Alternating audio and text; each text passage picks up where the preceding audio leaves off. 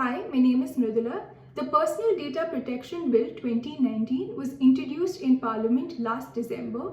The bill establishes a framework to protect people's personal data from entities which collect and use the data. Soon after its introduction, the bill was referred to a Joint Parliamentary Committee for further examination. The bill places certain obligations on data fiduciaries or those who collect and use data. It gives certain rights to the individuals or data principals to protect their personal data. It establishes a data protection authority to regulate and oversee data fiduciaries. The bill raises some issues to consider.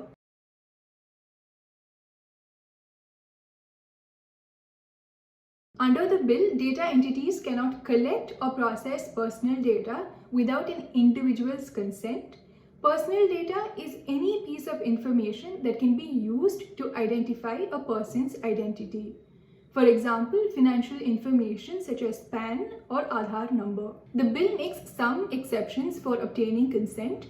Consent will not be required for events such as a medical emergency or legal proceedings, or when the government is providing a benefit or service to the individuals. If the government is the sole provider of a benefit or a service, such as driving license, then the question of consent does not arise because an individual anyway cannot refuse consent. But if we take health insurance as an example, where the government can provide a service alongside private actors, then this raises the question, why should the public insurer be given an exemption from taking consent when the private insurance companies under the bill are required to?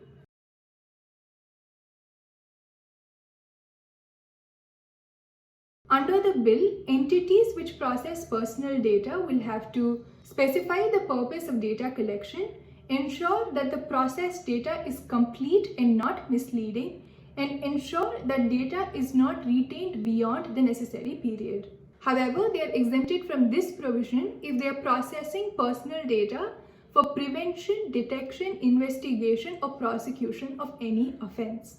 In such cases, data entities only have to ensure that the processing is done for a clear, specific, and lawful purpose. This implies that the fiduciary may collect more data than required and retain that data for a period longer than necessary.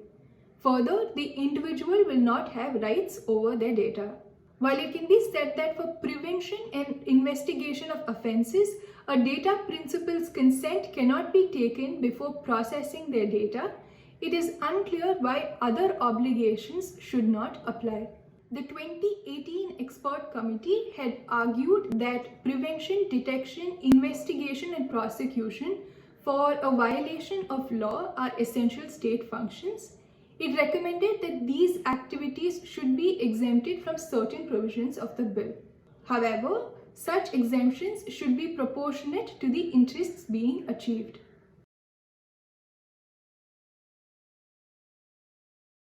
According to the bill, an individual may make a complaint to a data fiduciary if they act against the provisions of the law only if it has caused harm or is likely to cause harm to them.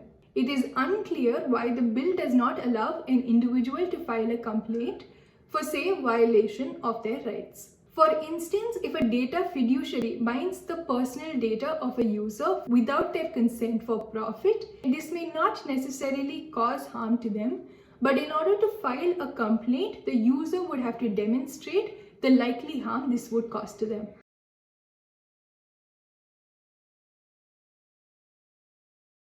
Under the bill, in the event of a data breach, the data fiduciary has the discretion to decide whether the breach needs to be reported to the Data Protection Authority. Such discretion may lead to underreporting of breaches by data fiduciaries to protect their market reputation. The full analysis of the bill is available in the description below. For more information on other bills and updates on Parliament, please visit our website prsindia.org.